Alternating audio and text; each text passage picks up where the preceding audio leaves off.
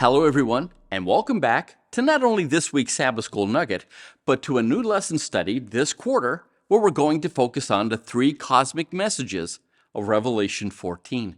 Now, before we begin Sabbath's lesson, would you please take a moment to hit those like and share buttons? And as always, please feel free to leave us a comment or a question in the comments section below. Now, this week's lesson is entitled Part of God's Family. Our memory text for this week comes from a well-known Bible passage. It's Revelation 12 and 17. And the dragon was enraged with the woman, and he went to make war with the rest of her offspring, who keep the commandments of God and have the testimony of Jesus Christ. Now, I love the title of Sabbath's lesson, Jesus Wins, Satan Loses. It reminds me of something my good friend, Pastor Ted Deere, loves to say.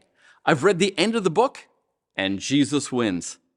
Now, the reason I love this is because it means we win too. As the author of our lesson, Pastor Mark Finley, points out, that we're in the battle not only for our lives, but our eternal destiny against a foe that is, well, he's greater than we are. Make no mistake, there are times when our enemy seems to be unstoppable. The losses appear to be great, and the odds, well, they look overwhelming. From a human perspective, everywhere we turn, it looks as if our enemy has the upper hand. But thank God for Jesus Christ, the white rider of Revelation, who not only goes forth to conquer, but in the end, he wins. Just read the end of the book. It's all there. Now, speaking of this battle between good and evil, Revelation 12 reminds us that this war didn't start here on planet Earth. It actually started in a place far, far away. It began in heaven. And the question we often get asked is, why would God create Satan if he knew that Satan, well, would rebel? It's a great question when you think about it. How could a loving God who knows everything, including the future, create a being so evil? And the truth is, God didn't create Satan or the devil. What the lesson points out is that God created free will. Every being that has ever lived, angels and humans alike, are created with free will.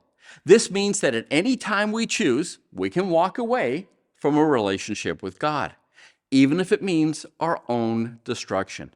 Well, C.S. Lewis gave this subject of pain and suffering, along with free will, a lot of thought, and it caused him to ask the question, why would an all-knowing God create beings who could say no to him, knowing the pain and suffering that would follow? Lewis gave this a great deal of thought, and this is what he concluded. God gave his creation free will because without it, love is impossible. God is love, and in order for love to be possible, it has to be freely chosen. The moment you try to force, coerce, or manipulate or reward someone to love you, it's not love. Love ceases to exist where there's no freedom to say no. In the end, every person has a decision to make. In this battle between good and evil, which side will you choose, and will it be the side to love? The freedom to choose? It's yours. Well, that was our nugget for today. Thank you for joining us. God bless. I'll see you tomorrow.